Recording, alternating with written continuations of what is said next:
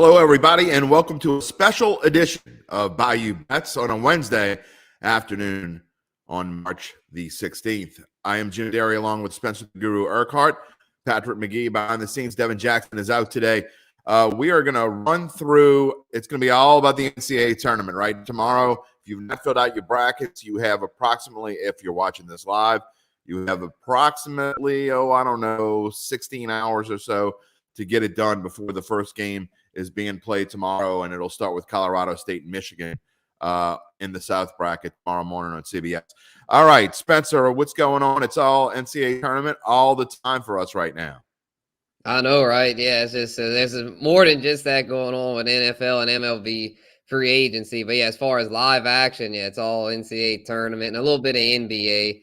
The rough one for the Pels last night, but yeah, it was already tuned in on that Indiana game. They delivered for us for the top play on best bet, so I was happy about that. And we also have the Vasbar tournament in golf going on. We don't have time to talk about it today, so we're just the TPC being last week. It is a pretty nice field though, so take a look at what's going on. I'll give you one little tip if you want to play the Vasbar. Jason Kokrak, that is my tip of the day. Just bet him top 10. Okay, he's made every cut he's played in this season. He's been playing a lot better. So we'll take Jason Kokrak in the tournament coming up this weekend. But first, I want to talk to you about Caesars Sportsbook, the official odds partner of Bet.NOLA.com. And here it is.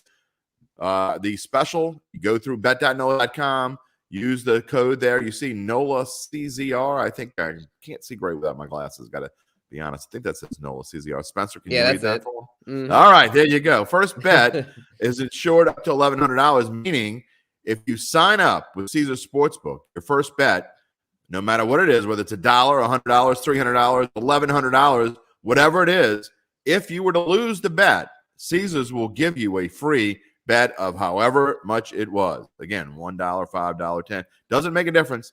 Up to $1,100, you get one free bet for whatever you put up. And that's pretty good deal from Caesars Sportsbook, our partner. We thank them for being our sponsor here at Bet.NOLA.com. All right, let's get right into the NCAA tournament. Before we basically what we're going to do here on this show is talk about tomorrow and give you a little heads up and what we're thinking and some of the games that we like, the lines for all 16 games tomorrow. And then we'll talk about Friday's games, obviously. On Friday, we will sprinkle in a little bit of LSU in here, but it's mostly about tomorrow. Before we do that, I want to show you there were a couple odds at the top that changed. One of them very slightly. One of them pretty significantly. So let's take a look at the NCAA men's tournament odds going into the as of about 2 hours ago. So they may have changed since then. I doubt it. The biggest change, if you look on here, is Baylor. Baylor went from 12-1 to 10-1. So someone out there or multiple people have laid big odds, big money down on Baylor Bears because they have jumped. That's quite a jump. Especially in just a couple days as the tournament gets started. We told you before, if you like any of these numbers, you need to play them now because none of them are going to go up. They're all going to go down. But obviously, if they win, they're moving on. If they lose, they're out anyway. So, there you go. But I looking at this list, I bet Gonzaga the other night. I wish, in fact, it went to 325 right after we went off the show, Spencer. I plopped some down on the Gonzaga And I just don't see how they're going to, I just think they're by far the best team. I mean, I could be wrong. I know they're going to have a couple hiccups along the way, but I think they'll be able to fight through them. And look, they have a tough bracket. They're probably going to have to play UConn, either Texas Tech or Duke. So they have no easy road by any means, but it'll be tough to beat Gonzaga. Yeah, I feel like their road is a little easier than any of the other regions. I feel like they got a fairly good draw, so I think they'll get to the Final Four. But yeah, it always goes back to the concern of being in the West Coast Conference as opposed to a more powerful conference. Will that eventually get to them? That lack of competition. I know the West Coast has a few decent teams, but not nearly like the Big Ten or the SEC or even the Pac-12. So it's hard for me to pick Gonzaga to win it all because they seem to do the same thing a lot of years that they're always a great team on paper, always a high seed, but if you have to get it done, maybe this will be their year. I mean, at those odds is not bad. I mean, shoot, you're still Well, getting it's those still odds are plus. higher than they were higher than they were last year going to the tournament. I believe they were like 250 going to the tournament last year. Yeah, So because they they did were lose, but undefeated last year. Yeah, they were right, like extremely dominant, and they still didn't win. So they didn't I win. just But they're I just think the experience that they've had and being in the championship game 2 out of the last 4 years, I think that really means something. And I get that they do play in the West Coast Conference, but one thing is the West Coast Conference is a lot better than it has been as you look at the brackets, and you can see that with St. Mary's and San Francisco in there. But also beyond that, the experience that they gained from being in those championship games, I think, is going to make a huge difference. Mark Few is really just waiting to get that victory to put on his Hall of Fame resume. So, and then we look down at the bottom, we see LSU at 100-1. If you feel like putting down $10 to win 1,000, heck, why not? I don't see it. I think if you ran this tournament 100 times, I don't think they'd win. But maybe, who knows? The Fighting Tigers of LSU, they better enjoy this tournament because we don't know what's going to happen to them after this is over with all the stuff going on with the trail of mess that Will Wade has left behind. We have no idea what's going to happen going forward. So this may be the last tournament that LSU plays in for a while. We hope not, but certainly could be. All right, let's jump into Thursday's action. And when I want to take a look first at the early slate. Oh, you put that is not the right slide. Yeah, there you go. We're not going to do region odds today. We're just going to talk about the games. we got our regional previews up on bet.nola.com. Hold on. That is not the correct slide either. Let's start with Thursday's early slate, which is the games that start at 11:15 a.m. We'll get it for you in just a minute. But I can tell you that it starts with, in the South region, Colorado State is a 1.5-point favorite over Michigan. That starts at 11:15 a.m. on CBS. Also in the Midwest, you got Providence, 2-point favorite over South Dakota State, which is kind of surprising to some. A 4-seed, Spencer, only a 2-point favorite over South Dakota State. Hence, why I picked the Jackrabbits in my bracket. Yeah, I did because too. Somebody knows something. Yeah, Providence is a team that's been skating by all year at real close games and stuff. They just seem like a team that's prone to get upset. And even I think South Dakota State could very well get it done. They're definitely the most trendy of the 13 seeds to do it. And I mean, I don't see why they won't. I mean, Providence is just not a very. I feel like they've kind of used up their luck. They've won a lot of overtime games, and they're just like it's not a team that's really set up to make a deep run. And Providence has been in their. I think they have 5 losses, and they lost to the 3 of those losses were like by 25 points or more, including in their conference championship game, the Big East Conference Championship game. They got crushed by Creighton, and I mean crushed. So that 4-seed may be a little bit high for them.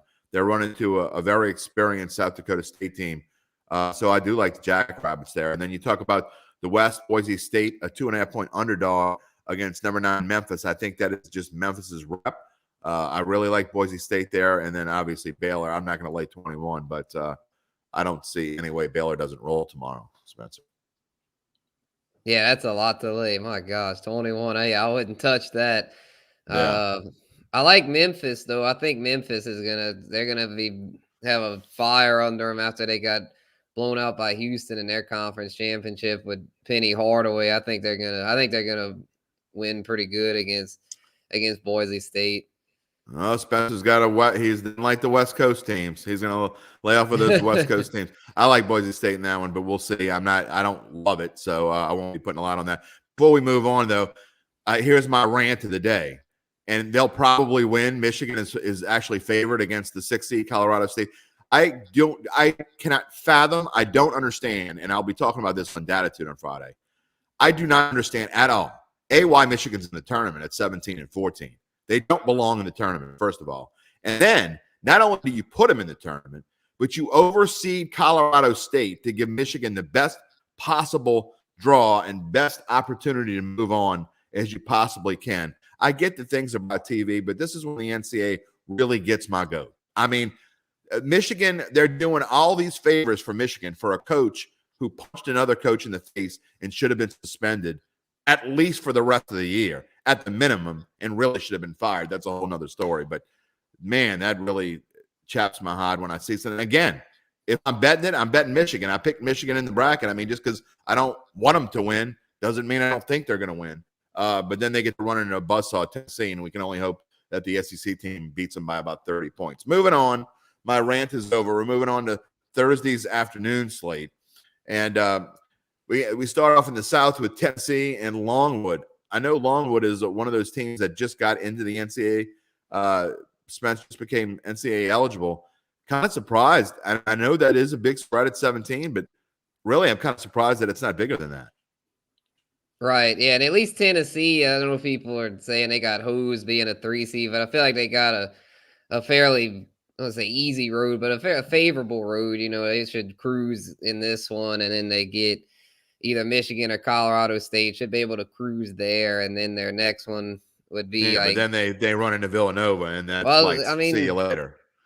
Well, I think they could get past Nova, because I mean, maybe I'm sleeping on the Big East, but to me the Big East isn't what it used to be. So I'm thinking Tennessee's road isn't too bad. I mean, shoot, Loyola, Chicago, or Ohio State could easily upset Nova. I feel like. I hope you're wrong, because I got Villanova in the championship game, so I don't see that at all. So I think Villanova is one of the most underrated teams in this entire 64 team bracket. Tennessee, we talked about it Monday. Again, we'll probably talk about it on Datitude on Friday. I still don't get why Kentucky, that should be the spot Kentucky's in. But they tried to pave the road as best they could. Kentucky, they did Kentucky all the favors in the world. Again, I guess TV and money runs the show, because Kentucky should be where Tennessee is, and Tennessee ought to be where Kentucky is. I just don't get it. But then again, I don't have Kentucky. I don't think Kentucky's road is too easy, because Murray State at 7, that's going to give them trouble, I feel like. And then the next would be Purdue, most likely, who I have going to the finals. I've got Purdue in the Final Four. I don't have them in the championship game, but still, they shouldn't be a 2 seed. For sure. Yeah, Tennessee doing them huge favors. Better. Yeah, there's no question. All right, other games that are going on. This is the sleeper team that I really like in the Midwest bracket. Iowa is a 10.5 point favorite over the Richmond Spiders. I'm going to lay the 10.5 there, and then you got later on in that is not the. I'm still talking about the afternoon slate. There we go. Got it. Then we talked about the Gonzaga Bulldogs, 23.5 point favorite, by far the biggest favorite in this first round over Georgia State. And then in the East, an interesting game, Spence, North Carolina against Marquette. These 8-9 games, we talked about it the other day and how big they are, but and how much fun they are to watch. But you know, I picked North Carolina kind of regrettingly. I'm definitely not going to bet this game.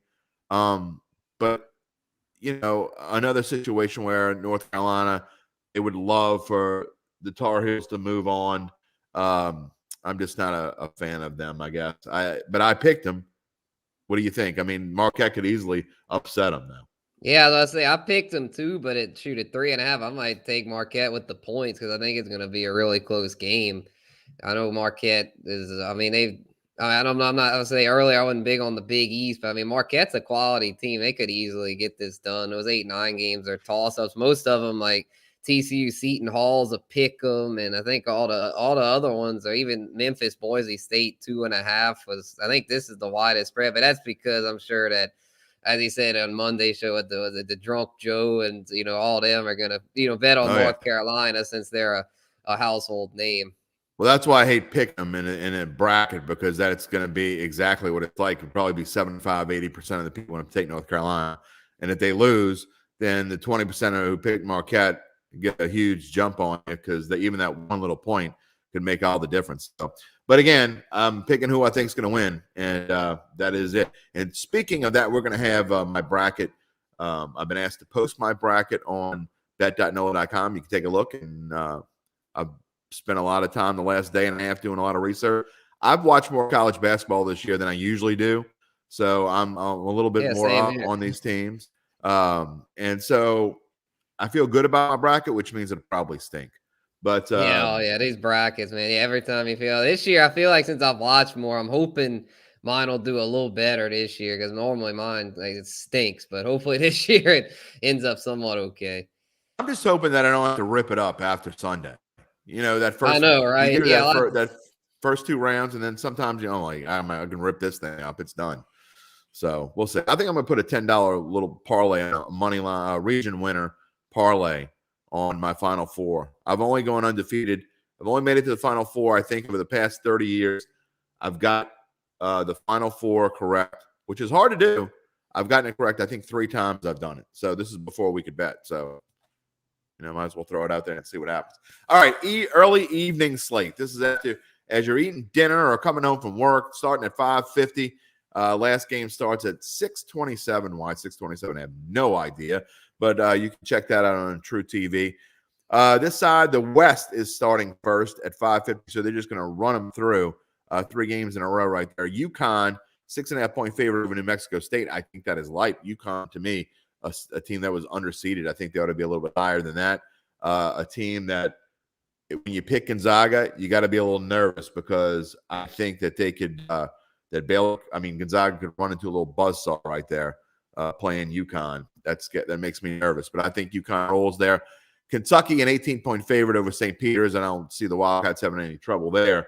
They could have an issue with Murray State later on, and then St. Mary's. The team that won last night, Indiana, wasn't all that impressive against Wyoming. Wyoming committed about 20 turnovers, I think. They missed about 6 or 7 shots around the rim. Indiana does not impress me at all, but we'll see what happens. St. Mary's is only a 3-point favorite, but we know how those teams that play the play-in game, and they do well, they usually have a little bit of roll. San Diego State, another 8-9 game. We talked about it. They're a 2.5-point favorite over the Creighton Blue Jays. What do you see here, Spence?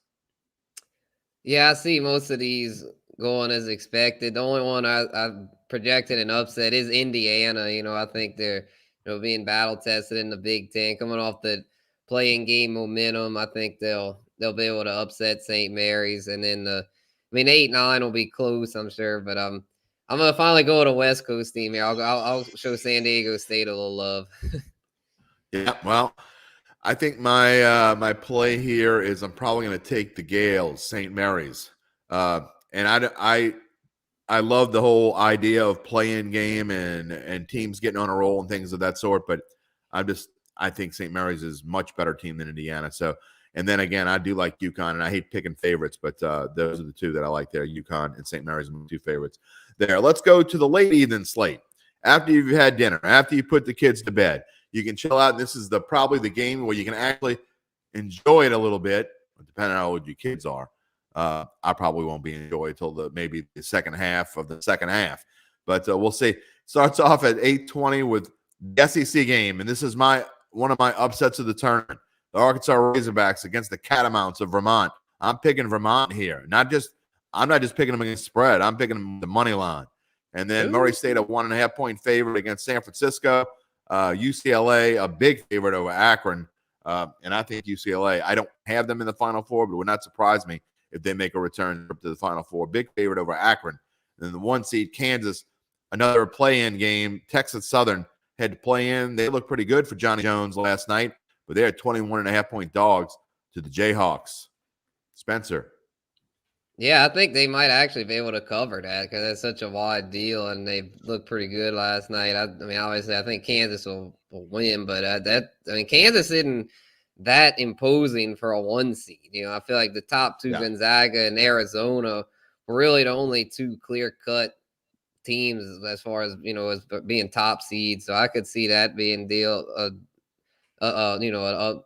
dog covering, and then UCLA I think should cover. Murray State I like, and shoot that. I know you like Vermont, Jim, and I could see why they could be a potential. They're probably the other 13 that could potentially make some noise, but I probably would have to go with Arkansas. I think they should be able to do it by 5.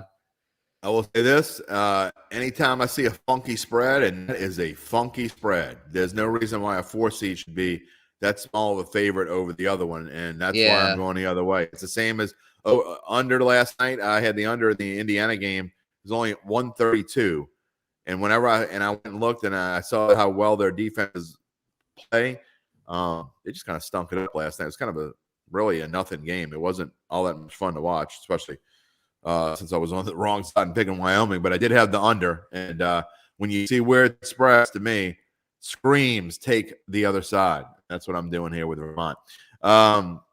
So we are going to talk more about the Friday games. We'll talk about that on the At the Book show tomorrow. I will be live in Harrah's. Spencer will be along with me. I'm not sure if we're going to have a guest or not. I have not heard back from the Caesars people yet. We're talking about getting someone from Caesars on, but I don't know that that's going to happen just yet. We'll have to see. But if not, it'll be Spencer and I. Devin's going to be out for the rest of the week. Spencer, what team? Let's talk about teams going forward. And I hate that I have a lot of chalk in my bracket. Whenever I see that I have a lot of chalk, I'm always a little upset. But it is what it is. I don't go back and change anything. I go through each game. This is what I like. This is how it is. But give me a couple of your upsets, and not just for the first round, like maybe someone you might have in the Elite Eight or the Final Four that a lot of people won't have. All right. Yeah, going through my bracket here. I see. As far as the Sweet 16, I was like, I have the Loyola Chicago in the Sweet 16. But yeah, looking at it, it's kind of probably a little more chalk than I like. My Final Four, I've got Purdue and Auburn in there. I think they'll both go far. And for the Midwest region, my Elite Eight, I think it's the same as yours, Jim. Iowa and Auburn. I think Iowa's a good bet to go far. And then I got Tennessee going. And on their side, Texas Tech, I got over Duke. That was one I was torn. I was thinking, well, Coach K, it's tempting to just go with the chalk with Duke. But I was like, you know what? Texas Tech's a quality team. I think they're going to do it. And then UCLA Purdue, I have in there for what region is that? The East. UCLA Purdue is in the East. Yeah, I was like, I get confused. UCLA is on the West Coast, and they put them in the East region. So I've got them two. Yeah, I got them two going. So yeah, it's not all chalk. I mean, I got some different stuff. I mean, I try. That's kind of what I usually do. I try not to go too crazy with upsets, but I also like to throw in some different stuff because there's no way it's going to all be chalk. Every year is a bunch of crazy stuff. And then Purdue, Arizona is my finals. I have more chalk in the beginning and less as we go forward. My Final Four is Gonzaga, Purdue, Villanova, and Iowa. I got Gonzaga beating Villanova in the championship game. And really, to me, it's kind of about coaching when you get here. And, that's why you talk about Duke, Texas Tech. And I did take Texas Tech kind of begrudgingly after going through it. I just don't like the way Duke's been playing. And I know that it's, I put a huge bet down on Duke before the season on a future. I hope I get it. Then again, I got Gonzaga. So I really hope Gonzaga plays Duke. I hope my bracket is wrong there. I hope I messed that one up. But I just don't like the way Duke's playing. So I think Texas Tech has been playing pretty well. I mean, they've been stumbling. You got to go with what you think. Yeah. Mm-hmm. So, my other upset special was in the Sweet 16 is a Murray State getting there over Kentucky. I talked about it on the Monday show, and I know Jeff Duncan's rooting for that one. That is a battle of Kentucky. I hope you're right because I only have Kentucky going one round past that. And besides that, it would bust up a ton of brackets. Right. But I don't see it. But I will be interested to see how tight that game is. And remember, Jeff Duncan's big tip was, he said if a high seed has a tough first-round game, more times than not, they cruise in the second round. And conversely, a high seed that cruises in the first round, more times than not, struggles a bit in the second round. So when you're looking at spreads, think about that going forward. And when you get to this weekend in the second round, that could play huge. And I think he's right. When you go back and look at some of these games, and that is often the case because I remember Kansas played UNO back. It's been about 25 years or so ago, and Kansas was a huge one of the years I think they went to the Final Four, and Kansas barely beat UNO. They had to scrap and claw and pulled away, and then ended up winning by 6 at the end. And I can't remember who they won the next game, but I remember that they won by like 35 points in the next one. So It happens, and I'm not just using that one, but it happens more often than not, I know, going along. So watch those 1, 2, and 3 seeds. They struggle in the first round, bet them, give the points in the second round, and conversely do the opposite. The opposite is true. All right, let's talk about LSU just a little bit here. We only have about another 5 minutes left in the show. But you got the LSU men. Their line has stayed steady at -4. I see a lot of the pundits and the prognosticators have been picking Iowa State. And I don't hear any good reasons why they're picking Iowa State. I think it's more of the coaching situation. They don't necessarily say that. But all the people that have picked Iowa State, the Jay Billises of the world, the Andy Katz of the world, none of them gave me a good reason why they picked Iowa State. In fact, Jay Billis said LSU is a better team. So I'm not sure why he would pick Iowa State to advance there. I actually like LSU in this game. I'm not going to bet on it. Like I said, they're such a wild card. I don't think we know what we're going to get, Spencer, but I think LSU is going to win this game. I don't think they're going to beat Wisconsin, but I think they win this one, and I think they win this one going away.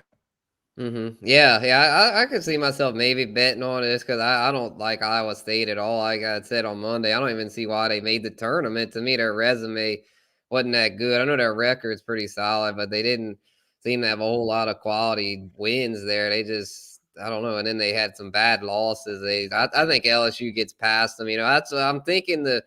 They'll want to show that they weren't just all dependent on Will Wade. I think they're going to come out and make a statement that they're a good quality team with or without Will Wade. But I feel like though he is as shady as he was, he did get a lot out of those guys. So it's going to be tough for him to go past the second round. I love it. As shady as he was, you UL fan, you. All right. The LSU women will be playing on Saturday. By the way, the men play Friday at 6:20, as you see there. They'll be on TBS tomorrow at 6:20. Excuse me, Friday at 6:20.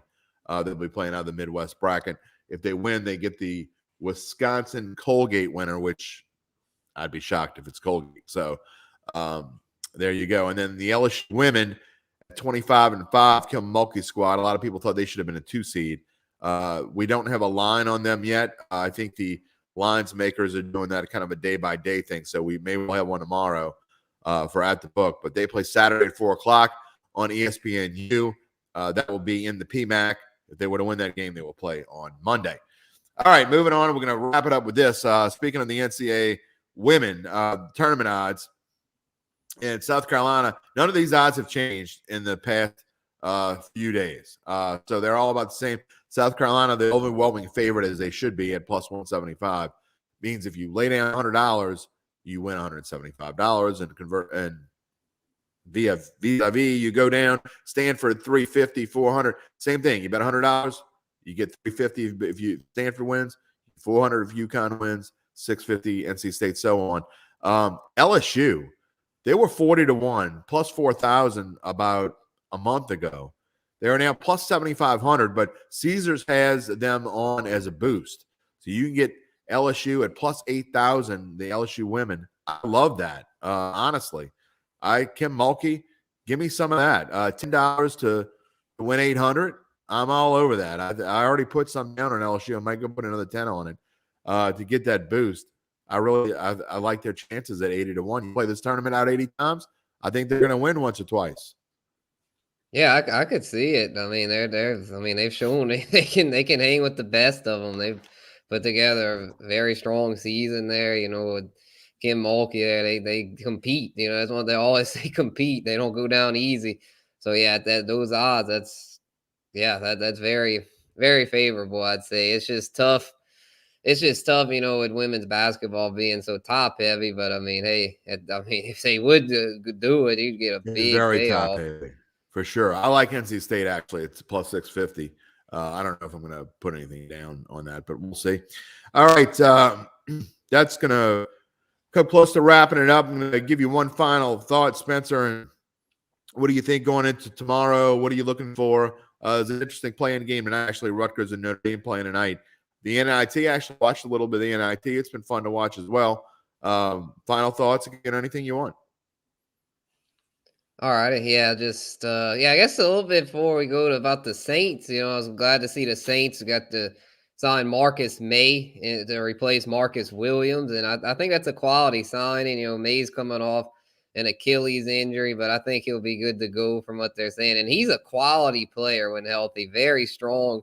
I mean, shoot, might be just as good or better than Marcus Williams, and you're getting him at a cheaper For price. half the price. Yep. Yeah. So yeah, big ups. Yeah, big ups to Loomis and company for that. And then the Sean Watson situation still in limbo.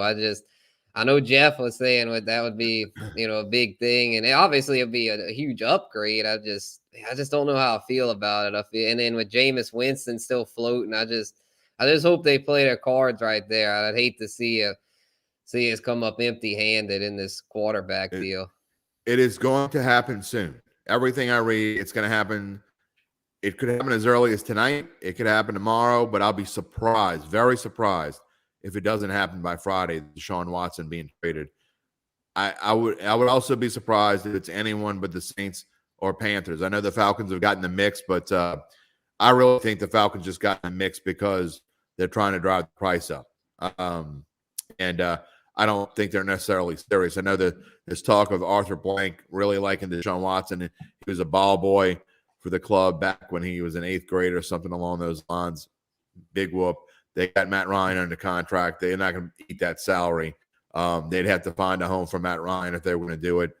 We'll see what happens there. But I would be surprised, again, if Deshaun Watson isn't traded by either tonight, tomorrow, or early Friday, because like we said with Jeff Duncan, they can't afford to wait, because if they let Jameis Winston slip away and they don't get Deshaun Watson, they're in a whole world of hurt. And then they got to go beg the 49ers for Jimmy Garoppolo, which I know they don't want to do, because that's really what their only option would be after that. Okay. My last thought also, just want to pass along that we'll have at the book tomorrow. We're going to be talking mostly about Friday's games. We'll be talking about LSU basketball and what we saw up to that point. I will be at the book. I will be at Harris, and I'm very interested to see what the action is going to be like there tomorrow with the first round of the tournament going on. See how many people are in the casino. It should be fun, and I'm looking forward to that. Then on Friday morning on Datitude, Jeff Duncan will be joining me to break down just about everything. We'll be talking a lot about Saints. We may know about Deshaun Watson by then. We may not. We'll certainly be talking about it one way or the other, whether he's traded to the Saints somewhere else or it hasn't made a move yet. We'll be talking about that along with the NCAA tournament and anything else that pops up. Probably the Pelicans will come up. And we'll be talking a little bit about LSU basketball, which we'll be playing later on that evening. So make sure to join Datitude. That will be out Friday morning somewhere around 10:30. That is going to wrap it up today. We will see you tomorrow. For Patrick McGee behind the scenes, Spencer the Guru Urquhart, I'm Jim Derry. Good night, everybody. We'll see you tomorrow.